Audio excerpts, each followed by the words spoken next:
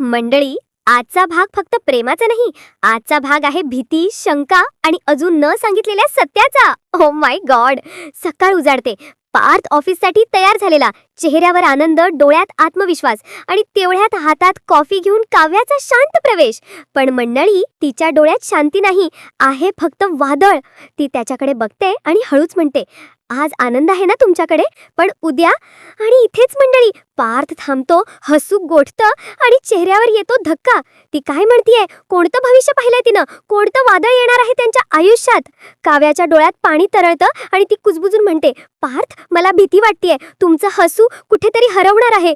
आणि इथेच पार्थचा श्वास अडकतो, आवाज थरथरतो. काय बोलतेस तू? माझा हसू जाणार म्हणजे काय? पुढे काय होतं बघा, त्याआधी सबस्क्राईब करा.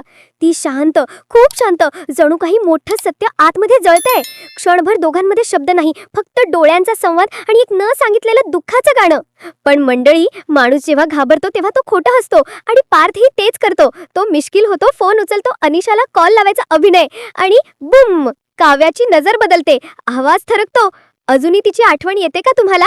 आणि मंडळी, इथे खरा सीन सुरू होतो. ईर्ष्या, प्रेम, भीती आणि न सांगितलेली कबुली सगळं एकत्र येतं. तू हळूच म्हणतो, हेच तर प्रेमाचं लक्षण आहे, जेलस फील. आणि काव्याचा चेहरा गुलाबी होतो, पण डोळ्यात अजूनही एक प्रश्न. ती हळूच म्हणते, माझा रिझल्ट, मला भीती वाटतेय. आणि पार्थ, तो हसतो, तिला जवळ ओढतो आणि म्हणतो, तू हरवणार नाहीस, तू तुटणार नाहीस आणि तुझं स्वप्न फोल ठरणार नाही. आणि मंडळी, तो क्षण येतो. काव्या त्याला कोट घालते, बटणं लावते, त्याच्या छातीत हात ठेवते. आणि क्षणभर पूर्ण जग थांबतं. डोळे भिडतात, श्वास अडकतो आणि मनात एकच प्रश्न, मी सांगू का त्याला की मी त्याच्यावर प्रेम करते? पण मंडळी, ही गोष्ट इथेच थांबत नाही, कारण काव्याच्या मनात एक रहस्य आहे, जे पार्थला माहीत नाही. आणि जे माहीत झालं तर त्यांच्या आयुष्याचा खेळच बदलणार आहे.